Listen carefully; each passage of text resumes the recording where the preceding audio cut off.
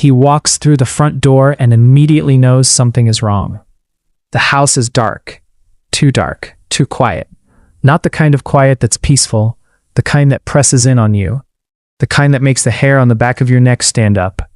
He's got his little girl with him. She's barely 2 years old.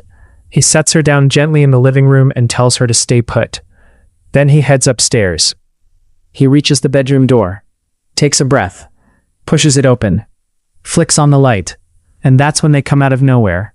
Weapons swinging, a stun gun crackling, and then a pistol, pointed directly at his face. His daughter is downstairs, alone, listening to every single second of this. And the two people behind all of it? His estranged wife and her mother. This is the story of Eric, Rosa, and Operation Custody. To understand how we got here, we need to go back to 2002, back to California, back to when none of this had happened yet. That's where we meet Rosa. She's 27 years old, and if you had to describe her in one sentence, it would be this. Rosa did not want to work. Not a little like, at all. She wanted a man who would handle all of that for her, someone to pay the bills, cover the rent, fund the lifestyle, a human ATM with feelings attached. Now that's not a crime. People want different things. But here's where it starts to get interesting, because in 2002, Rosa meets exactly the kind of man she's been looking for. His name is Eric, and the attraction is immediate. He thinks she's fine. She thinks he's fine. They start dating, they fall hard, and pretty quickly, things get serious. Eric is charming. He's got a good heart. He's the kind of guy who actually shows up. And Rosa is exactly what he thinks he wants. But almost from the jump, something is off. Before we go any further, where are you watching from right now? Drop your city and state in the comments. I love knowing where my people are tuning in from. See, Rosa is controlling in a way that goes way beyond just being a little possessive. She monitors Eric's phone calls. Every single one. She has to be in the room, listening, even when he's just calling his own family. His mom, his cousins, his friends. Doesn't matter. Rosa has to be there. And for a while, Eric tells himself this is just love. This is just how she is. This is fine. It is not fine. Here's the thing about controlling people. They're very patient at the beginning. They tighten the grip slowly, one rule at a time, until the cage is already built, before you even notice you're inside it. For Eric, that process was well underway before 2005. But 2005 is when he makes it official. He marries her. They have a wedding. They book an expensive honeymoon, Hawaii no less, the whole deal.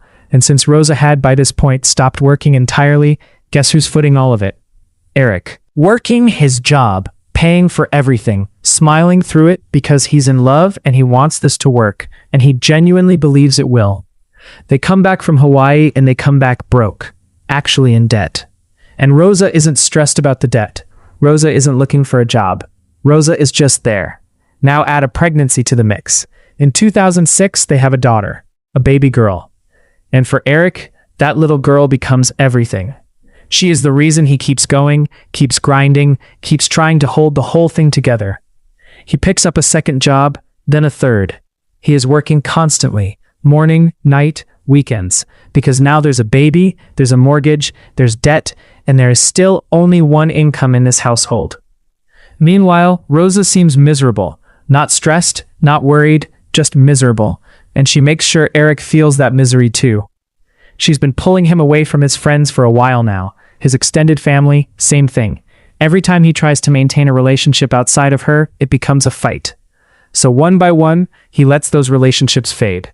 His world gets smaller and smaller, until the only person left in it is Rosa. And Rosa is making his life hell. But at least they're still together, right? Not for long. By 2007, the marriage is barely breathing. Rosa starts pulling away, spending more and more time at her parents' house, less and less time at home. Eric is working 2 jobs, barely seeing his daughter, and sleeping in a house that feels completely empty. He's lonely, he's exhausted, he's depressed. And then Rosa does what controlling people do when they feel like they're losing their grip. She escalates. She starts threatening divorce, and she reminds him, in case he forgot, that she has control over all of it. The house, the bank accounts, the baby. She kicks him out. Eric, the man who had been working himself to the bone for this family, ends up at his grandmother's house. We'll just call her Grandma. She's 91 years old, sweet as they come, and she takes him in without question. But things are about to get a whole lot darker. Because Rosa, now that the separation is official, decides she isn't done hurting him. She's just getting started. If you're new here, and this story already has you hooked, hit that subscribe button right now. We drop cases like this every week, and you do not want to miss what comes next in this story. First, she emails one of his employers, a social services department, and tells them that Eric is off his medication and is planning to come in and shoot up the office. Read that again. She calls her estranged husband into a workplace shooting threat. Eric is immediately suspended. An investigation is launched, and when investigators dig in and find out the whole thing was made up, fabricated by his own wife, he gets his job back. But Rosa doesn't stop. Reports that Eric is sexually abusing their daughter. She calls Child Protective Services and says the same thing. She tries to weaponize these accusations in the custody proceedings to paint Eric as dangerous, as a predator, as someone who should never be near his own child. Every single claim is investigated. Every single one is found to be false. Rosa threw everything she had at him, and it still wasn't enough. 2008, the custody battle is finally over. Eric wins, not a little decisively. The court awards him 85% physical custody of their daughter, and 100% legal custody.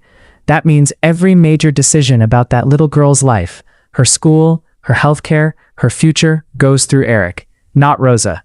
For any normal person, this would be a gut punch, a loss you grieve, maybe go to therapy for, slowly come to accept. Rosa is not a normal person. Something in her snaps. And what comes out of that breaking point is not grief. It is not sadness. It is a plan.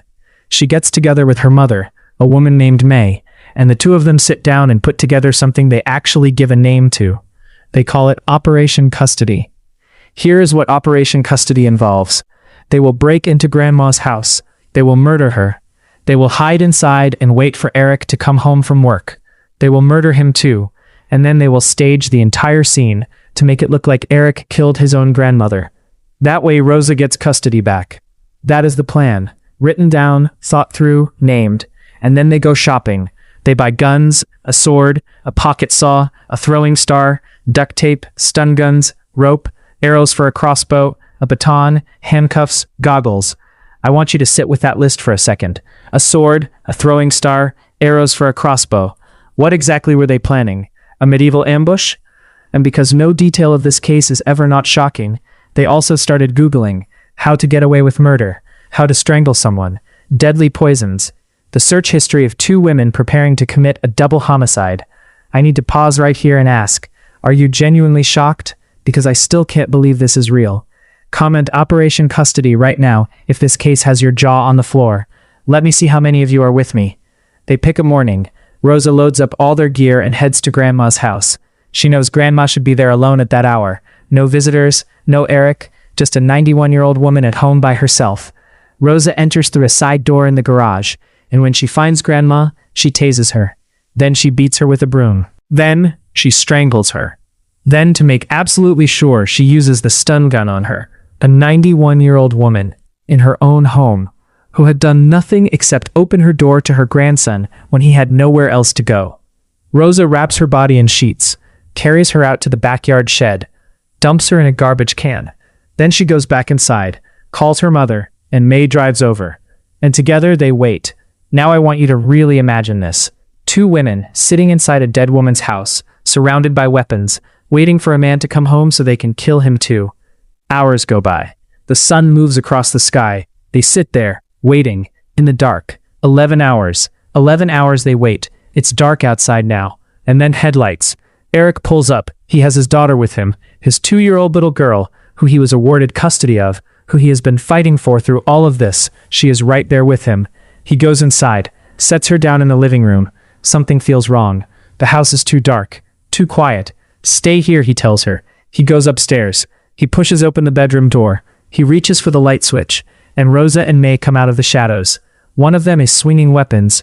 The other is driving a stun gun into him over and over again. Eric fights back. He doesn't just fold. He is in it, physically fighting for his life in his grandmother's bedroom.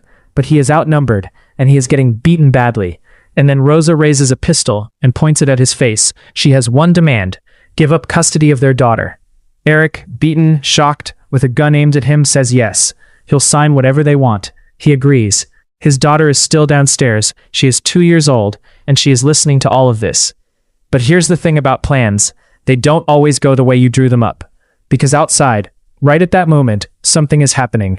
Grandma's boyfriend's son and his wife have stopped by to check on her. They come up to the house. They hear the chaos, the shouting, the struggle, and they don't freeze. They run. They sprint to a neighbor's house, and they call 911.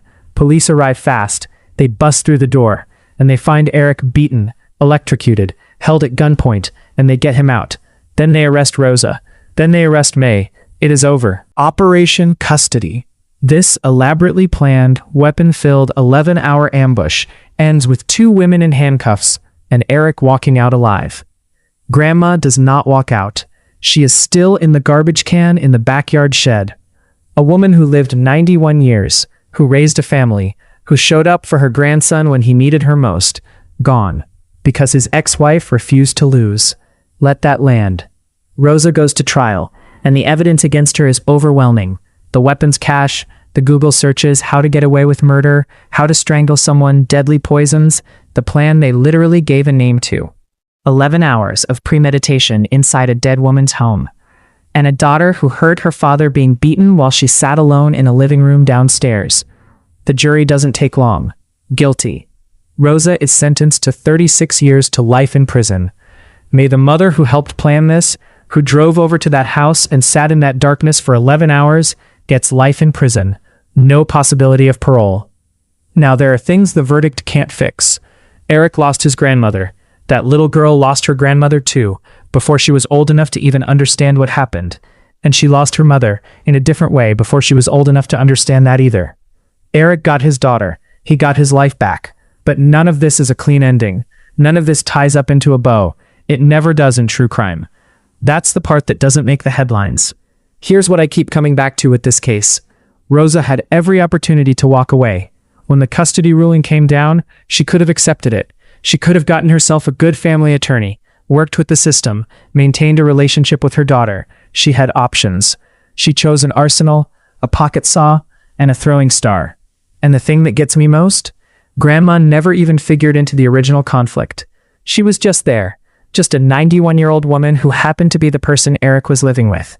She became collateral damage in someone else's war. In every retelling of this case, people focus on Rosa and Eric, and I get it, but I want to make sure we say her name before we go. The woman who opened her home, who loved her grandson, who did nothing wrong. She deserved better than what happened to her. They all did. If this story hit you, if it made you feel something, share it with someone who needs to hear it. And tell me in the comments, what part of Operation Custody shocked you the most? Was it the weapons list?